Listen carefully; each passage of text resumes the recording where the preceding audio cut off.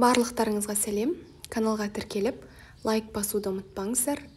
Бүгін сіздермен бірге сүтті қыз тортын жасайтын боламыз. Өте дәмді, өте жұмсақ болып шығады. Жасап көріңіздер. Алдымен тортымызға крем дайындап алатын боламыз. Бізге сливке қажет болады, 500 мг. Салқын болғаны дұрыс, және де 33%-тен жоғары болса жақсы болады. Кейін бізге кез келген творожный сыр қажет болады, 400 грамм өлшеп қосатын боламыз. Одан кейін 200 грамм сахарная пудра қосамыз, немесе қанттың өзін қоссаңыздар да болады. Бірақ егерде сіздер кремді алғаш рет жасап жатқан болсаңыздар, онда сахарная пудра қолдануға кеңес беремін. Творожный сырымызда, сливкемізде холодильниктен алынған, сондай салқын болып тұру қажет. Барлығын дайын болғанға шейін 1 минут, 2 минуттай араластырып алатын боламыз. Бізде креміміз қою, өз формасын ұстайтын болып шығатын болады. Яғни көріп тұрғандарыңыздай, өз ыдысынан түспейтін осындай деңгейде плотный қою крем шығатын болады. Келесі біз коржиктарын дайындайтын боламыз торттың. Бізге ол үшін сгущенка қажет болады. 1 банка, немесе 380 грамм сгущенка қажет. Менде 3 желания сгущенкасы. Айналайын немесе осы 3 желания сгущенкасын қолданғандарыңыз дұрыс. Себебі осы сгущенкалар қатты сұйық болмайды. Келесі бізге 3 жұмыртқа қажет болады. Менде 1 санаттағы жұмыртқа, яғни С1. Барлық выпечкаларға осы жұмыртқаны пайдаланамын. Енді жұмыртқамыз бен сгущенкамызды жақсылап араластырып аламыз.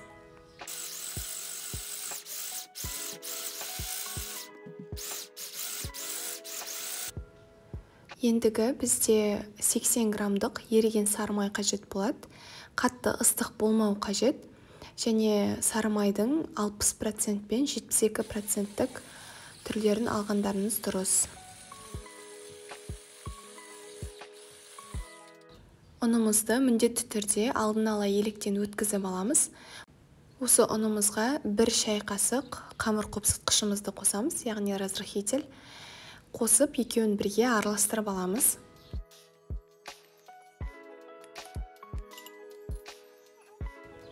Аз-аздан ұнымызды араластырып салып тұратын боламыз.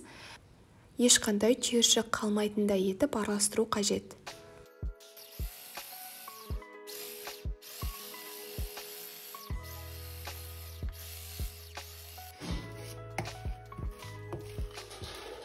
Көріп тұрғандарыңыздай, қатты қою емес, қатты сұйық та емес, орташа деңгейдегі осындай масса шығу қажет. Кейін пергамент қағазымыздың үстіне өзіңізге қажетті формада тарелкамен сызып алсаңыздар болады. Әр коржигімізға 2,5-3 ас қасықтан салып, 180 градуста пеште 3-4 минут көлемінде әрбір коржигімізді пісіріп алатын боламыз. Бізде коржиктарымыз дайын, осындай жұмсақ, пергамент қағазынан оңай шешілетін болып шығады. Менде осындай 6 штук коржик шықты. Коржиктің саны өзіңіздің таңдаған формочкаңызға байланысты шығады. Коржиктарымыз түзу әрі әдемі болып жиналу үшін осындай кольцо арқылы шеттерін кесіп бөліп алдым. Кейін осы кольцоға коржиктарымызды креммен бірге жинайтын боламыз.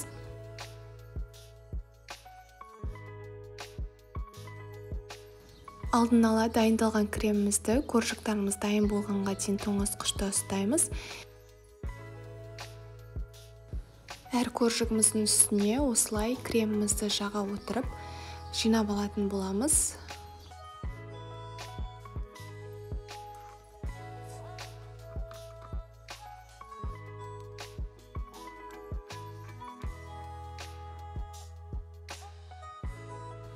Барлығын толықтай жинап алғаннан кейін бетін жауып, тоңазытқышта 3-5 сағатқа дейін ұстайтын боламыз. Сонда біздің креміміз сіңіп, өте жұмсақ, әдемі торт болып шығады. Менде тортым 3 сағаттай холодильникте тұрды. Кремі қатып, коржигімізға сіңген. Кейін холодильниктен тортымызды алғаннан кейін осындай шпательмен бетін тегістеп шығатын боламыз.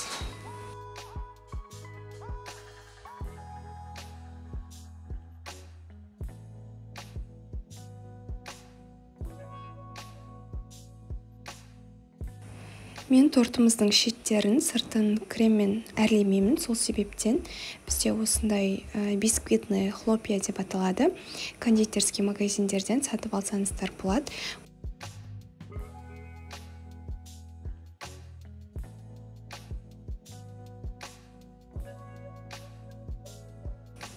Осы бисквитный хлопьямызды тортымыздың сыртына айналдырып жағып шығамыз.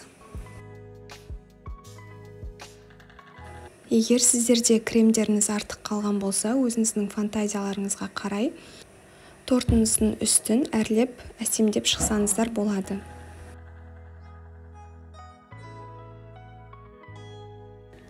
Осымен сүт тығыз тортымыз дайын, өте дәмді, өте жұмсақ болып шығады, жасап көріңіздер.